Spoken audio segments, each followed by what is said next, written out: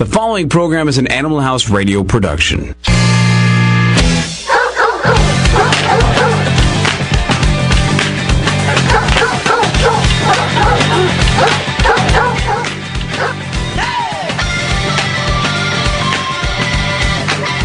.803, January 23rd, 2009, in the year of Animal House Radio. Welcome to another great edition of Animal House Radio. 416-785-0680, 416-785-0680. Going to give some stuff away at the beginning of the show.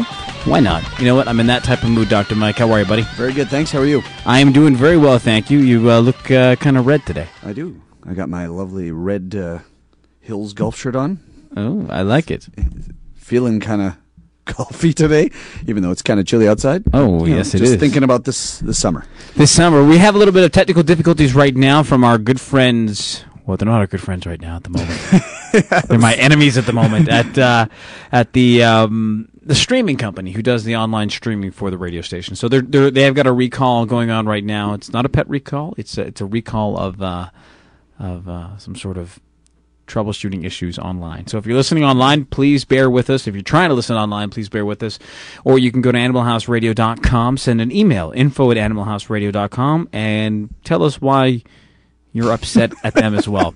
The more people who are upset with them, the better. Jo is filling in her spot as normal. Hi, Jo. How are you? Once again, she's working now. She's a waitress. A hostess, excuse me. She is. Janelle on Master Control, as well as Richmond and Adriana manning the helm. We've got a great show for you. Tonight's topic is senior pets. That's right. That's a good one. Lots of things to talk about. You and I both. We both have senior pets, so it's great. We'll be tackling all that later on. It's very interesting. Very interesting to talk about senior pets. You know, I want to give away a scoop free today. Wow. Tonight. I want to give away a scoop free courtesy of www.scoopfree.com.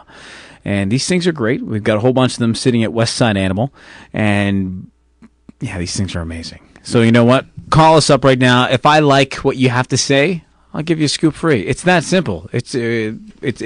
course, you have to have a cat to win one of these things. Yes. So, and to me, I think we should make it as someone has a senior cat. And they can call up. Right? Because there are shows on seniors. And I don't want to discriminate in the age of cats. All right, that's fine. We're past this. This is the year of Obama. Okay. Nothing about age, my friend. What's Nothing. the news today, my friend? Can I get some music, Richmond? Please. I like to say the news with a little bit of funk in the back of my swing. I want to have a little bit of just music in the background. And once again, do you want to call and win yourself a surprise?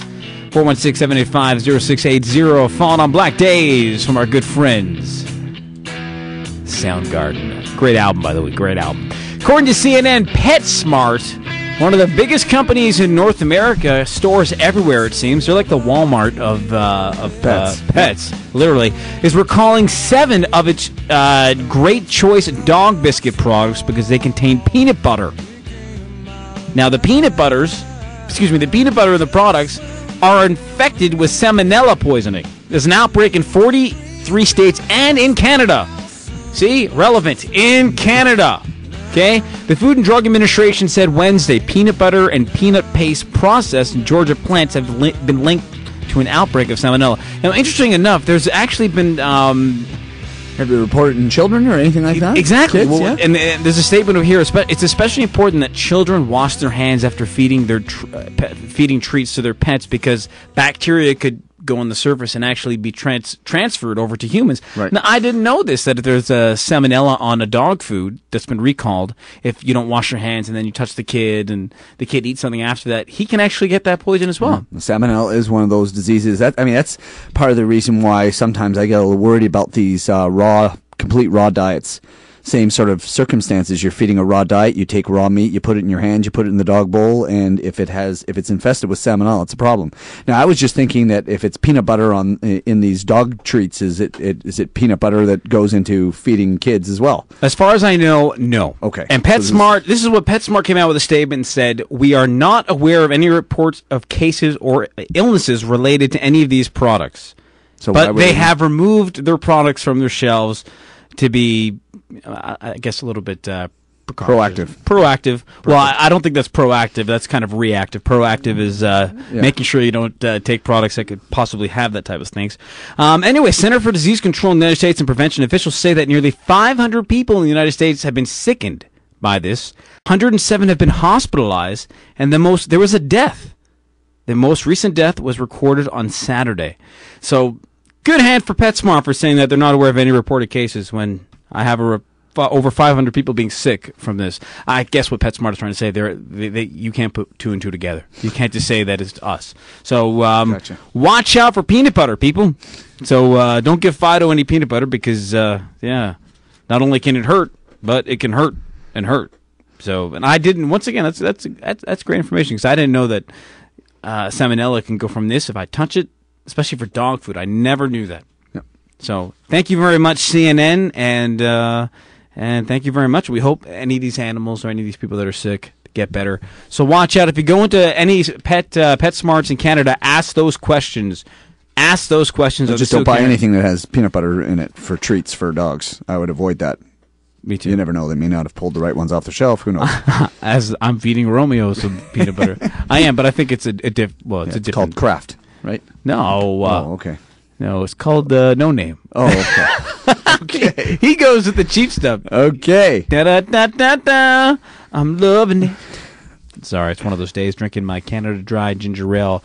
Got a couple of guests on the program today. A little bit later on the show is Nicola from Toronto Animal Services, who's going to be calling us up and talking to us about what is going on in the city of Toronto and Toronto Animal Services. Right. What's new this week? I'd be curious for me, since, again, I always like to relate to the topic, is how many senior pets do they have in the shelter? You know, I know they have a lot of kittens and puppies, but it'd be kind of cool to see how many senior pets, and we obviously know they're going to be tougher to adopt out, but, what do they do with these real senior cats and dogs that they can't adopt out? But what are the rates? Yeah. You know, I mean, I've heard a lot of issues by saying that a lot of different humane societies refuse to put down animals. They have, a no euthanasia clause, yeah. But the issue is that fine, they just let these animals live the rest of their lives in keeping them alive and leaving them in the cage. And I think that's a quality of life issue for me. I get worried about their quality of life. Really? Yeah. Well, sitting in a cage for 3-4 years because you're not adoptable. I don't know. I have a problem with that. But anyway. I don't know. Well, there you go. Well, ladies and gentlemen, every single couple of shows, Animal House Radio does something very special. A couple of weeks ago, we were Santa Claus, and we went to people's homes in Jane and Finch, and 3 of our members are no longer with us. So... Where did you come up with that? Well, I'm just trying to say. It's a very scary area in Toronto right now, Jane and Finch. I think. But there's some very good areas in Toronto. That's the thing about Toronto, and I got to say this for all of our listeners in the world right now who aren't listening, but all the people in Toronto, I have to say, Jane and Finch is pretty scary. It's a pretty scary area. But you know what? On the other hand, there isn't an area in Toronto that's safe. Right. Very true. Crime travels anywhere. Crime does not distinguish on anything. Right. And that's a weird thing when you think about it, eh? So every once in a while we come up with new segments on the program. And this one, although we haven't finalized the name for this segment because it's very new, I came up with Solved Mysteries, I came up with different names, Mike has come up with different names. So for tonight, ladies and gentlemen, it is Dr. Mike's What Does It Mean Well When? said, children. Let me give you the subject of the day. Ladies and gentlemen, Dr. Mike with What Does It Mean When? Well, the when is, I have a ton of clients that always come in with their kitty cats, and, their cats are doing things, and I say, watch out, your cat's going to bite you, and they say, well, how did you know that? And I say, well, can't you see his tail? And they're always so sort of surprised about the fact that I can read cats by their tails. So I'm going to let everybody else get in on this secret. Why do cats wag their tails? Why do they stick them up in the air? So here are all the reasons why you can tell a lot about your cat by just checking out their tail. This is really good music, by the way. I really like the music. Keep it going, Richmond. I like it. Yeah. Why does he get good music and I don't? This is so not cool. Well, Richmond picked this one up for me. Well done, buddy. So, if a cat has an arched and puffed up tail, when they're puffed up and it's standing upright or it's held low, that means they're afraid. So that's something they're rarely scared and fearful. So you want to sort of sometimes when cats see dogs, they have exactly that tail goes right up and it puffs out and it's a sort of a fear response. And they have that kind of voice because it's not like a hiss. It's like